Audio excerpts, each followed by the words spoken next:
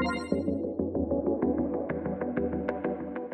watching What's Trending Live from CES 2015. I'm Cheryl Lazar in the Samsung Smart Lounge right here on the show floor at CES. And now here, the very fashionable Nick VERREOS.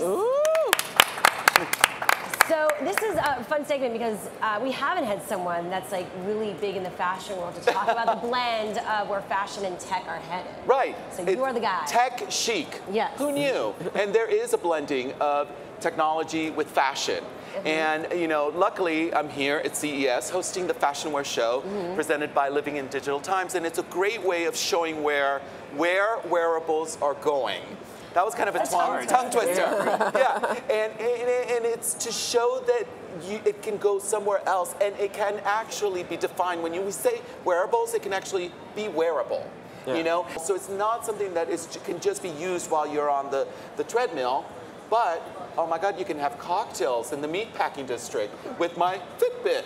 I'm just visualizing that right now. It's very fabulous. And then you also brought another great piece you wanted to show us. I sort of, you know, my passion is red carpet gowns, and I love me some Swarovski crystals. Does it? And here's a Swarovski crystals, and this is a wearable that we have here.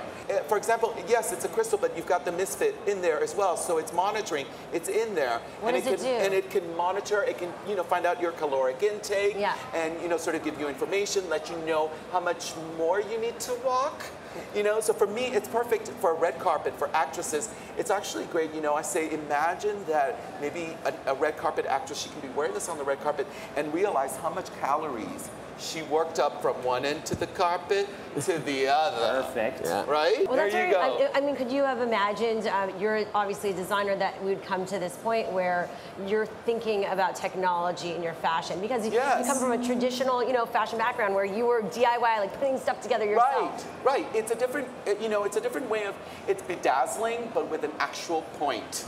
You know, that you can get something out of it. And as designers, we have to think about it. For us, a lot of times in day wear or evening wear, imagine me actually creating a 3D bustier using that technology. Can you accentuate that then? I would accentuate, and also putting the crystal, putting the crystals in the bustier as well, you know, with the Misfit in there. So not only do they look fabulous and fashionable, there is some technology happening. You know, we talk about how in the beginning the wearables were bulky, really bulky. Yeah. And we think about cell phones when they started, and those were really bulky. And look where we are now. Yeah.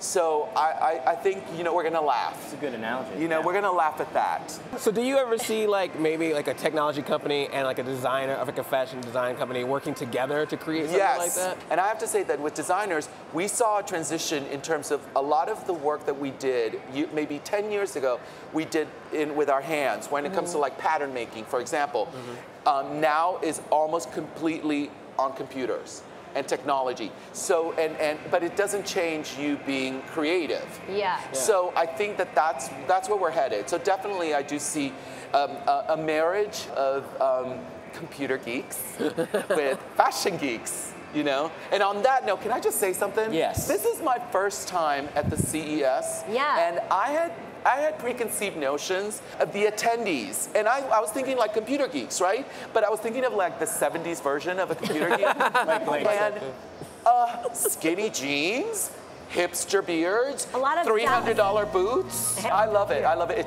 You guys totally smashed my preconceived notions, and I just wanted to out myself to tell you, yeah, you guys are styling.